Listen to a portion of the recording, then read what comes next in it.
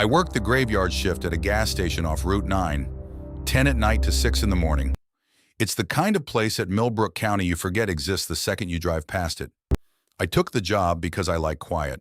No manager, no customers mostly. Just me, the hum of the coolers and the buzz of that broken sign out front. For 3 months, nothing happened. That was the point. Then last Monday, the car showed up. It was 3:17 in the morning. I remember because the clock on the register is the only thing in that store I actually trust. A car pulled up to pump 4, an old sedan, gray maybe, the kind of color that isn't really a color. Nobody got out. I figured they were paying at the pump, so I went back to my crossword. But the pump never activated. No fuel, no card. Just the car, sitting there, headlights on, facing the store, facing me. After 20 minutes, it drove away. Slow, no hurry. I didn't think much of it. Weird things happen at 3 a.m. You learn to let them go.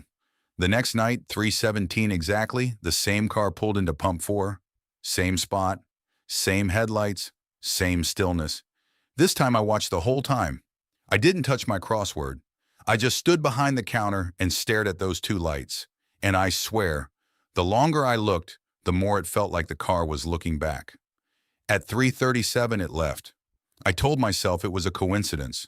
Somebody on a night route, a trucker's spouse waiting for a call. There's always a normal reason. There's always a normal reason. By Wednesday, I was waiting for it, 3:15. I stopped stocking the cooler, 3:16. I walked to the window, 3:17. Headlights. The car rolled in like it had done 100 times. Smooth, familiar, like it belonged there more than I did. And that night, for the first time, the driver's door opened. A man stepped out. I couldn't make out his face. The lights over the pumps flickered. They'd been dying for weeks, and he stayed just at the edge of the dark.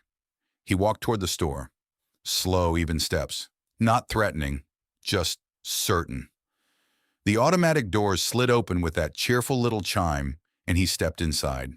"Evening," I said. My voice cracked. I hate that it cracked. He didn't answer.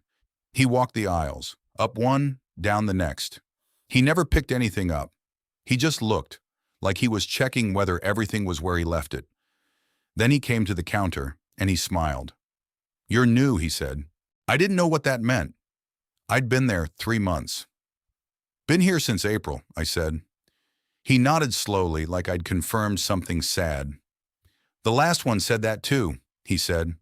Then he turned, walked out, got in his car, and left. 3:37 on the dot. I stood there for a long time. My hands wouldn't stop shaking. I asked the day manager about it the next afternoon. Tried to sound casual.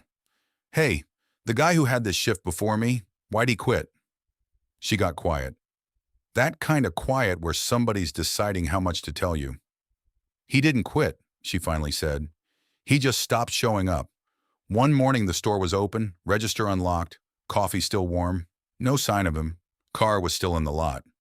"Which car?" I asked. She looked at me funny. "Gray sedan," she said. "We had it towed. Ugliest color you ever saw." I almost didn't go in that night. I sat in my own car in the parking lot until 3 o'clock. Engine running, telling myself to just drive home. Quit by text. Let them mail my last check. But I needed the job. And some part of me, the stupid part, the part that slows down to look at a car crash, needed to know. So I went in. I locked the doors behind me. I know you're not supposed to. I did it anyway. 3:15, 3:16, 3:17. Headlights. The gray sedan pulled into pump 4. But this time, I was ready. I had my phone out, recording. Proof. Something I could show someone in the daylight when the world made sense again. The door opened. The man stepped out. He walked toward the store, slow and certain, right up to the glass. And he stopped. He looked at the locked door. Then he looked up, right into the camera over the entrance. Right into me. He smiled again. And this time he spoke, and somehow I heard him clearly through the glass, through the locked door, like he was standing at my shoulder.